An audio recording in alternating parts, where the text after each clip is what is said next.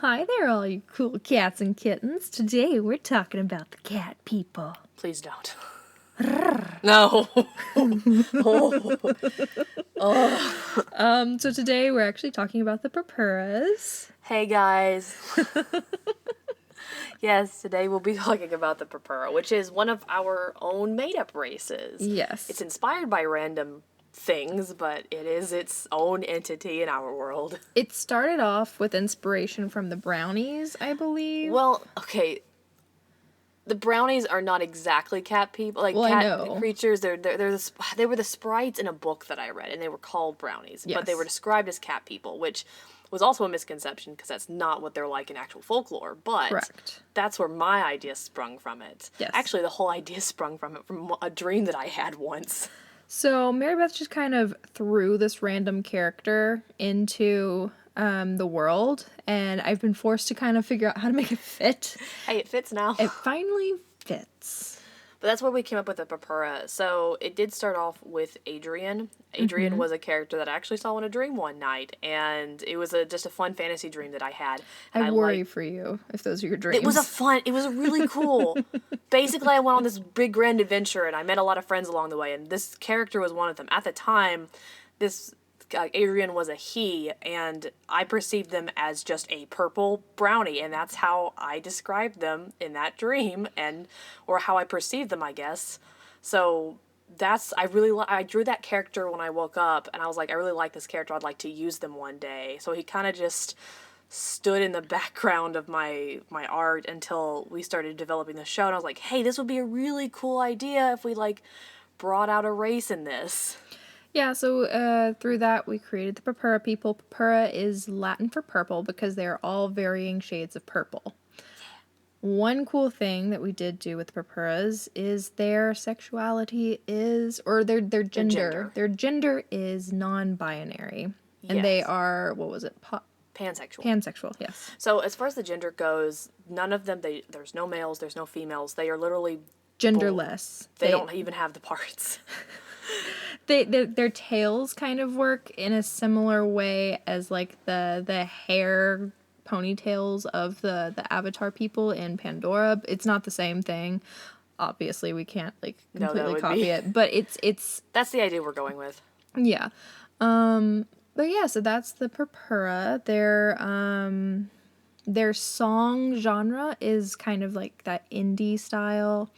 And then Mary Beth, you want to talk about like the culture and stuff? The culture that we're kind of pulling from this one to kind of not, again, we want to preface the cultures that we pull from do not represent them. We just really love like the patterns and the styles and the looks, and we want to just represent the whole world in this show. Yes, because we were creating brand new cultures, but I draw from inspiration in our world just because I cannot just create a random thing that never existed. I'm not that talented. So I like drawing inspiration from other places and being like, okay, I like how this looks, and I think this would work with this style. Right. So like for instance, just real quick, like the daemons from last week were the Egyptian culture. The fairies are more of like the Japanese culture. So this one is more based off African style. So this is like just specifically for looks wise, as far as like their clothes. Their clothes, not their looks, but like their patterns of their clothing, like the style of how they would wear it, something similar to that. So basically, yeah. So their clothes, their architecture, more like that. Those stylistic choices. I'm drawing inspiration, and I'm not like doing exactly like that. I am giving it more of a fantasy and some modern twist to it. But I'm taking some of those like traditional looks and more or less using it as inspiration for the Purpura culture as its own entity. Yes. And because of that, we also really like drawing, from different names. Like I said, Latin is purple. Purple is Purpura in Latin. Yes. And so we just really love drawing from all these different inspirations, and it creates this whole new race, which is so fun to do. Yes, we love drawing from different, like, for naming purposes. We love just saying, like, what would fit, what would sound good, like, for different things. We are not J.R.R. Tolkien. We cannot create entire new languages, so we must pull from what is already in front of us. Yes. We're not that creative, unfortunately. Sadly. But it is still fun, like pulling from all of these different things from around the world to create something new. Plus, I think they're like nice little Easter eggs, kind of like, oh, this means this in this language, or Well, because I think the Purpura is the only race that's completely made up. yeah, pretty much. Like I Yeah. said, there's inspiration from random sources, but they're all kind of combined. Yeah, like all the other races that we have are races that we've seen before and other things. Like we've got orcs, fairies, goblins, dwarves, what have you. Purpuras you've never seen anywhere before. Yeah, everything else is kind of pre-established, I guess. So that's one of the fun things about the Purpuras is creating a whole new genre of creature in a way. It's very fun.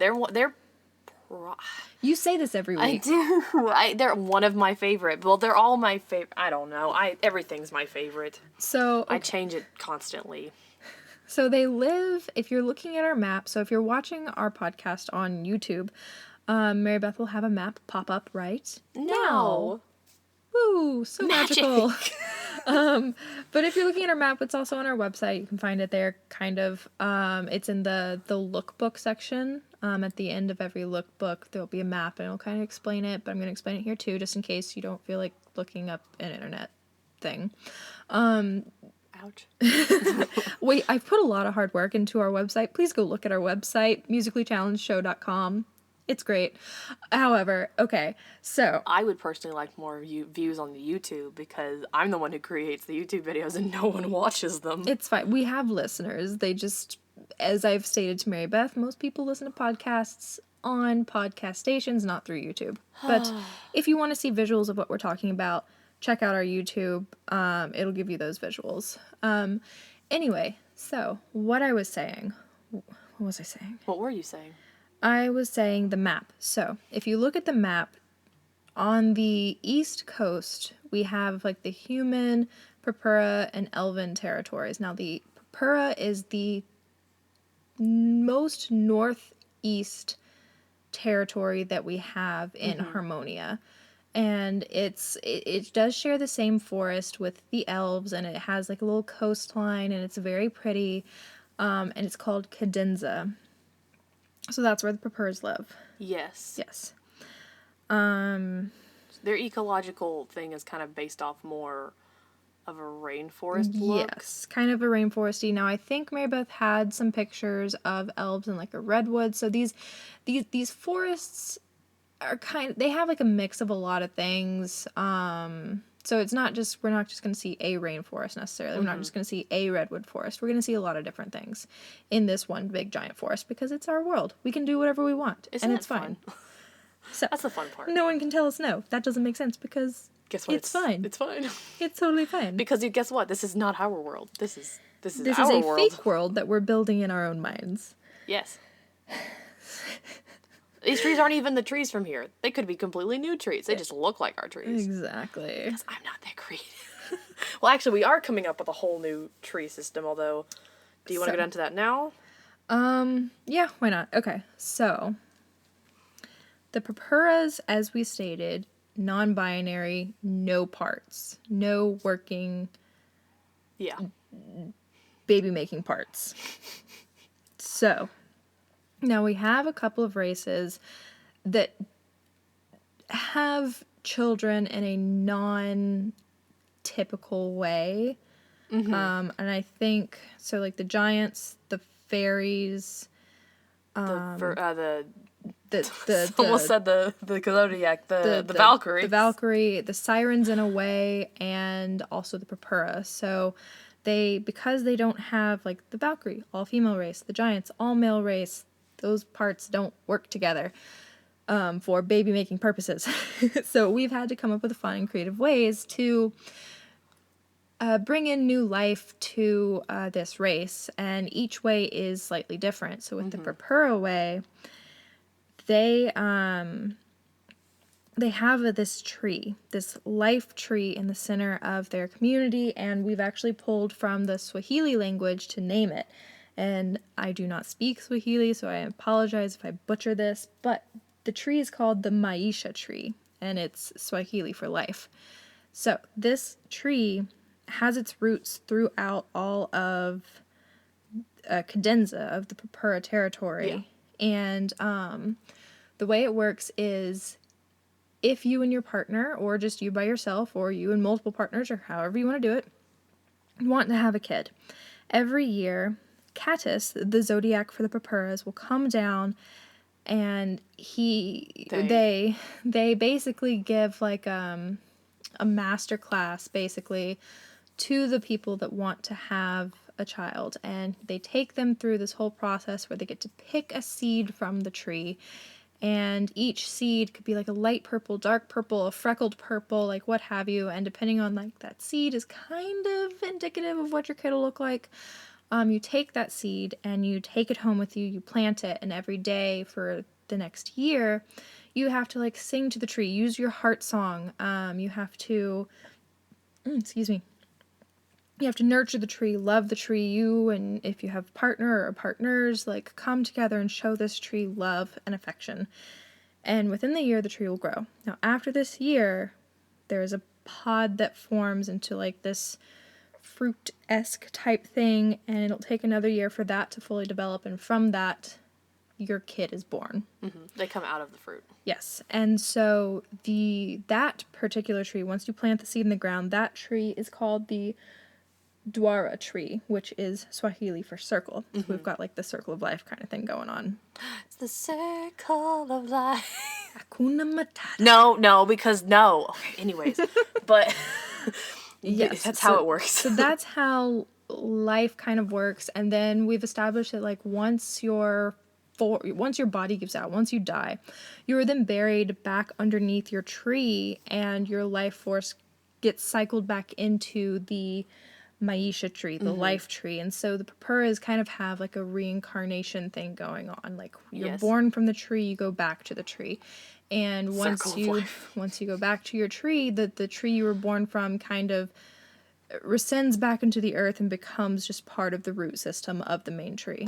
Also, yes, to add on to that, so when they plant their trees, the trees' roots do meld into the Maisha trees, so that's kind of where a lot of that magic does come from for the whole birthing aspect. Is that the Maisha provides that life to the Dwara. To the Dwara trees. Yes. And I know we've mentioned before, we have 4 types of magic: mage, wizard, wild, and zodiac. This is all zodiac magic. Yes. Only zodiac magic has the ability to, like, give life, for the most part, which we talked about in the Elven episode when we discussed the vampires. So, yeah. So that is the life cycle-ish of the Purpuras. Yeah. It's really fun, and we get to actually explore that when we get to the territory. We'll explore it a little bit, but we won't really go into detail necessarily about the entire process. We'll see a little bit of it because we will be dealing with the Dwara trees. I would generally at this time we'd talk about the key change and like what that's about, but honestly when it comes to the Purpuras joining the key change, it was a very easy transition because they're a very peaceful, loving, just harmonious group, and they were like, yeah, sure, why not? Let's just join. So there wasn't really anything interesting to talk about when it came to that. No. So what we do want to talk about instead, since we don't have a key change history for you guys, is the history of our Purpura character, Adrian. Yes. So, do you want to kind of discuss Adrian's little background? I do, because I really like Adrian. So Adrian, like I said a little earlier, was a character that I had created, and originally, like I said, they were a guy, but now that we have a whole non-binary race, they are a they. They do not have a gender. And every now and then we'll accidentally slip up because we're so used to calling them. They started out as a he, so we keep calling them he. So if we do accidentally slip up and call Adrian a he, please forgive us. They just, in our minds, up until like this past week, almost have always been a he, and we've just semi-recently changed them into a they. I will say that Adrian does have a few masculine qualities that make them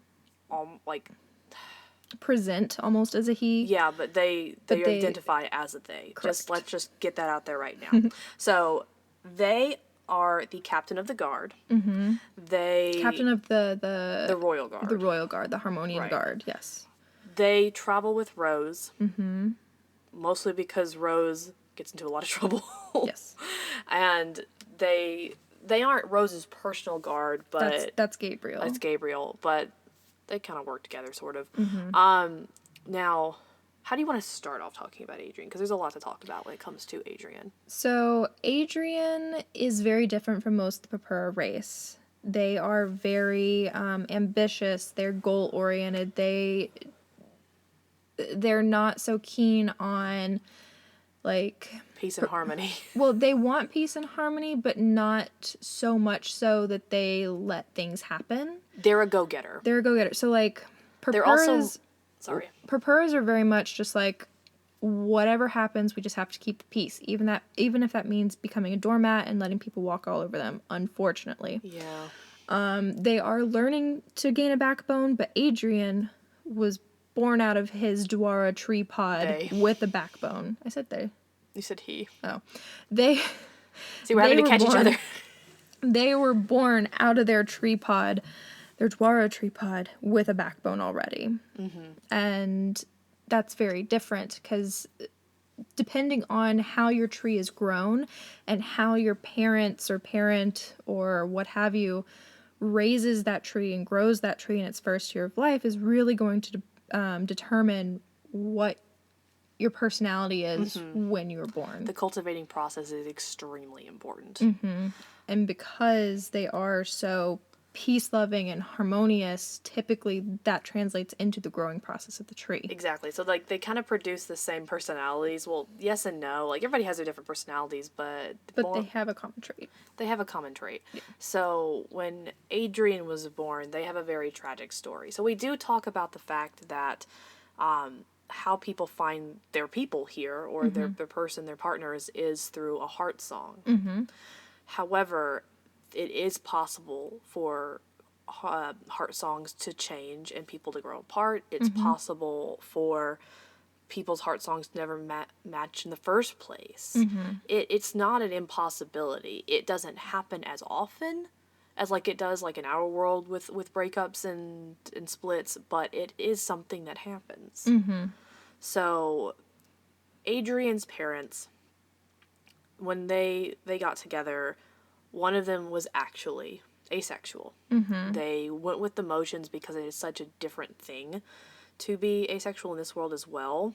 Is it so they thought that they could change themselves by being with the partner that they liked, and it just didn't work out. And the problem is that the time that it started to not work out was during the cultivation process for Adrian's tree. Right. They couldn't produce that heart song that they needed to provide for that growth in a way.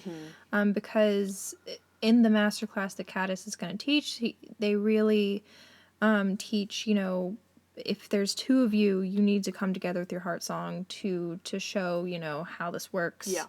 And when one of the parents couldn't do that, a rift kind of pulled them apart. Yeah. And unfortunately, the parents split up. And so when Adrian came out of his Dwara tree, Dwara tree, Yeah. when Adrian came out of their Dwara tree, their parents at that point had split up. And eventually one of them does go on to form another family, and one of them, the ace parent, stays by themselves. And they are very cordial. They're still like best friends.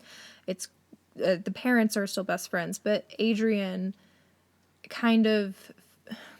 They feel very left out because they feel left behind by one parent who's already started another family, and they also have a lot of resentment towards the parent that couldn't provide that like extra to bring them to a complete cultivation.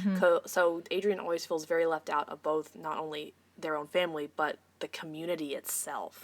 So Adrian decides to take that ambition that they were given from at birth and put it in a new direction. So that's when they decided to join the Guard, and that's when they decided they wanted to go for captain of the Guard. And they were trained under Millie's mom, who I think we've mentioned Millie. I know we mentioned Millie, but I don't know if we mentioned her mothers. So one of her mothers is actually the previous captain of the Royal Guard. And she's the one that trained both Adrian and Gabriel. Yes.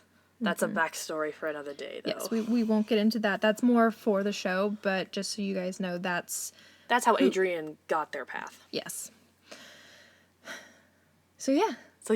We do get to explore Adrian's kind of mindset during this part of the show.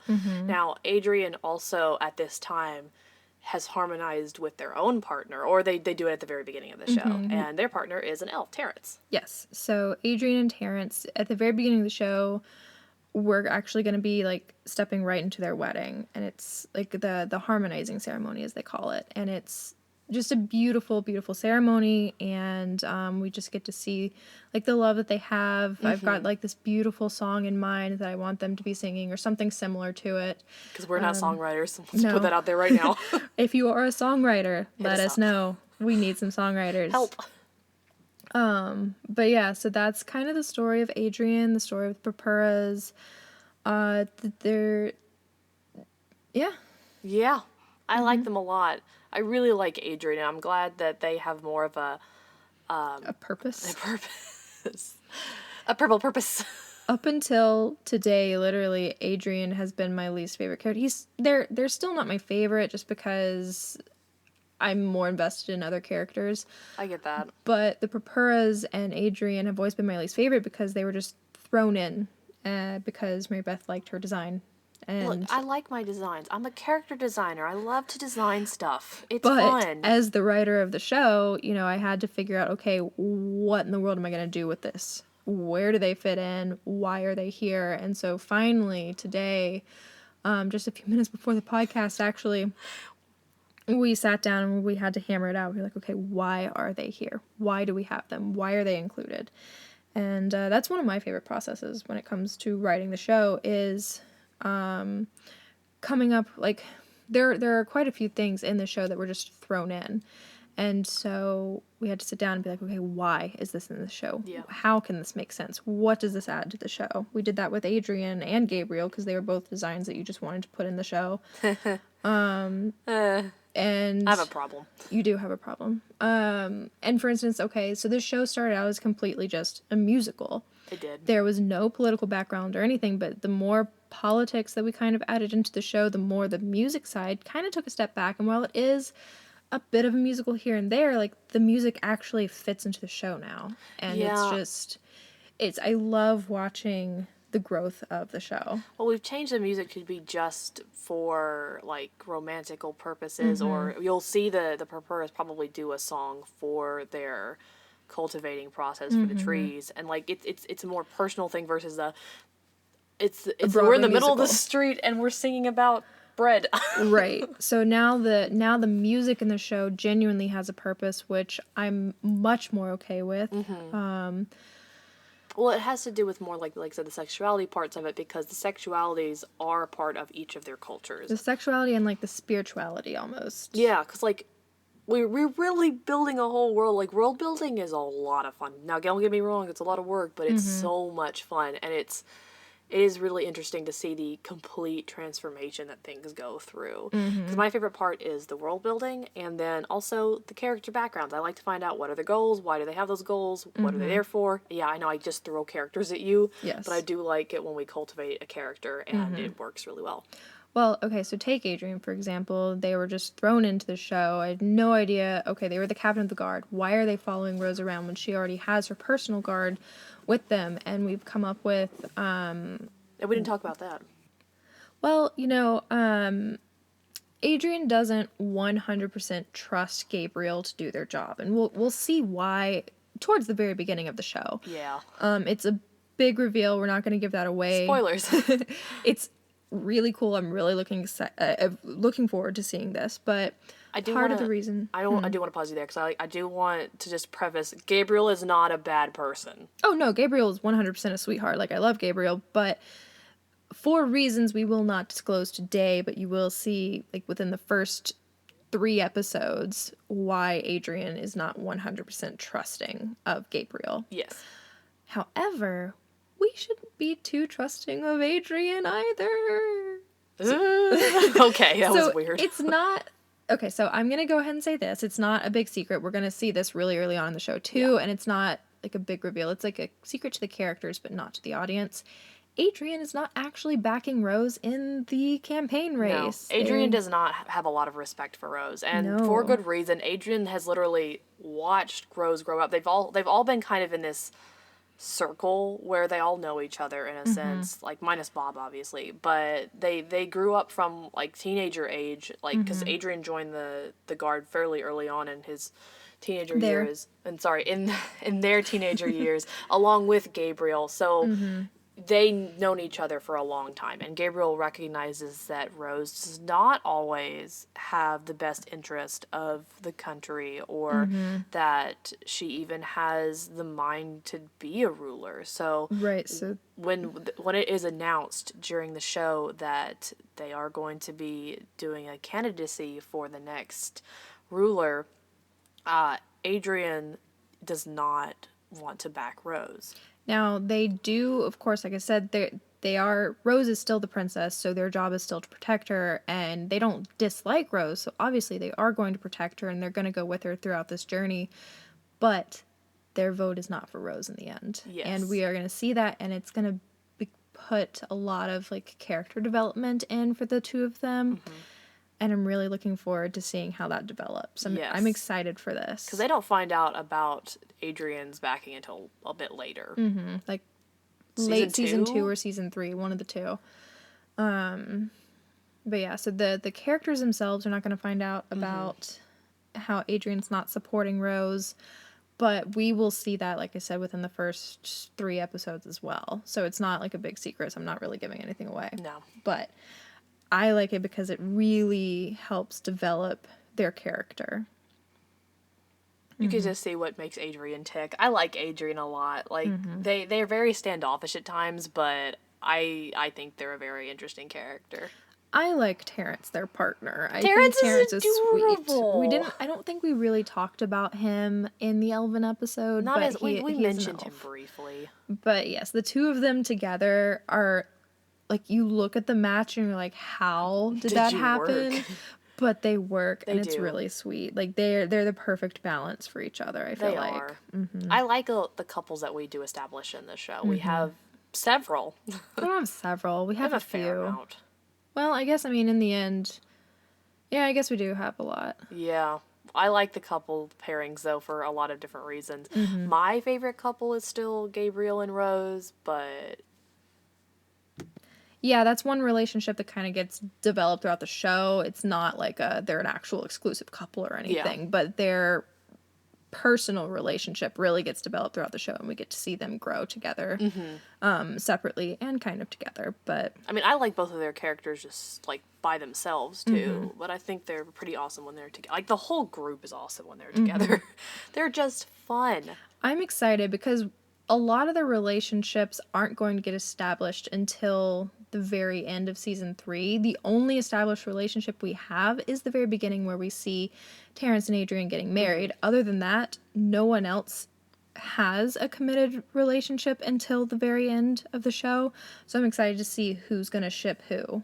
That is true. I'm very curious to see who's gonna ship who. Cause like, there's obviously the ships that we have the show, but like I also have like, okay, I can see this character easily getting with this character. Like that's my side ship. I'm a fan just as much of everybody else. And I'm okay, and like we're not those creators or writers or anything that are like, no, you shouldn't ship these characters because that's not how the show's written. No, do what you want. Please write fan fiction. I want to read your fan fiction because I love fan fiction. Please, I want to see who you pair up and why you pair them up. Who is your OTP?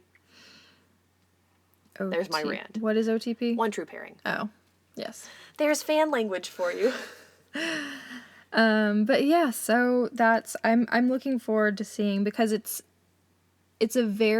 both plot driven and character driven, and I'm excited to see how everything kind of bounces off of each other. Yes, and we have a lot of duality in the show as well. Yeah. There's a lot of heavy issues, there's a lot of lighter issues, and We're trying to find like that really sweet balance between, okay, this is a really heavy few episodes, and then we're gonna like take a break and have like a little festival and have some fun and just dive into just seeing the characters interact with each other versus seeing them go through this heavy issue. Actually, that is something we forgot to mention. We actually get to see one of the season changes in the Purpura territory. Yes, we will be seeing the season change from, I believe it was spring to summer. Yeah, I think it's Yeah. spring to summer because that's like one of the early territories, and that's the first season. So yeah, that's correct. Yeah, so we'll actually get to see the changing of the season festival. We'll see the fairies kind of do their thing. Now, I will say spring to summer is not going to be nearly as dramatic as, say, summer to fall or fall to winter or winter to spring. Yeah, Because there's not just a whole lot of difference between yeah, spring we all and summer. know it just gets hotter.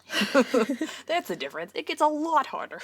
But yeah, we will get to, and in each season, we will see another festival of the changing of the seasons. I'm excited about the those. first Those are one fun. is going to be the spring to summer in the Purpura territory.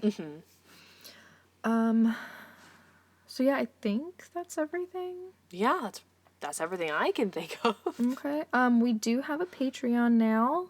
You can find the link to the Patreon on our website. Or remember, it is musicallychallengedshow.com. You can find the lookbooks there. Mary Beth is still posting the lookbooks to her TikTok, which is Escape Artist. But if you want like a collective like lookbook for each character as she posts on TikTok, we will release each week on the website. And let's see, we also have like I'm compiling the Zodiacs. So the Zodiacs aren't finished, but the Zodiacs we do have also have their own lookbook. And then yeah, we've got our Patreon up. We're really excited. We're really about to get ready to start. Like, I know we keep saying, hey, we're looking for voice actors and animators and things like that. We are getting, we have getting a to a bank point. account. We're getting to the point where, okay, probably within the next few months, we will be able to start funding the actual artists. And this isn't just like a, hey, if you want to work on this project, like you will get paid. This is a full-time job. We are a legitimate company. We are the official LLC. We have the paperwork. We can show We you. actually do. And soon we are going to be having the funds. We can't really go into a lot of details about that right now, but very soon, very possibly, we will be able to have the funds. And when we do, we will start pushing a lot more. And it should be the funds at least enough, more than likely, to probably fund 2 full-time artists, if not like an artist and a background artist, 2 animators, something like that. The main things we need are a background artist, especially, and some animators that can actually, because I'm decided that I'm probably going to take a step back from doing the animation myself, and I'm to be more of the director, visual director, and just the storyboard artist. Right. So within these next few months, really be like we have a job posted on our Facebook page. So if you find that, you can reach out and apply to us there. You can reach out on our website, contact us there. Or just send us an email. Just send us an email, duet us on TikTok, find it. We're all over social media. Find us. We'll see it. I promise you, we'll see it. Oh, yeah. And we want to hire like first time animators. Like if you just got out of college and you have this degree and you're like, now what do I do with it? Come work for us. We have this great show. We will be able to pay you full-time competitive salary or hourly salary, I guess. But Something like that. just let us know. We'll talk to you. Let us know your needs. We'll see what we can do to meet them. We want this to be legitimate, and it can't be legitimate without you guys. So help us out, and we'll help you out. That's the idea. Remember, our official studio is Ethereal Studios. We have a website for that as well. ATHIRIAL Yes. studios.com. And you can reach us there as well. So reach out, interact. We love interacting with you guys. We really love talking to you guys about this. We want you to work for us, and we want to work with you. And we want to make the show reality. Yeah, because I think it's going to be a really, really fun show when we finally get to air it. Gonna be amazing. And we are going to be releasing it on YouTube, by the way. Yes, it will at least be on YouTube, if not other platforms as well. Okay. All right. I think that's all my plugs. Oh, your plugs.